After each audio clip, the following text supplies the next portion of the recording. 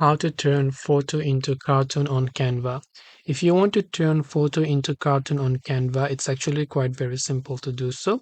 Basically, all you have to do is simply go ahead and then open up your Canva design, and let's say that there's a certain photo that maybe you'd like to cartoonize. Simply click on that photo, and on the left hand side you want to look for this option called apps. In the apps section in the search bar, you want to simply search for cartoonize option. Here you'll find different filters that you want to. So depending upon which one you want, you can select any of the filters that you want. And then here you can just click on the open button to transfer your photos. And once done, then only you will be able to cartoonize that particular photo. But you need to be the admin before you can use it. So I hope that this video helped you. If you have got any more questions, feel free to leave them down below. Thank you for watching till the very end of this tutorial. And as always, see you soon in our next video.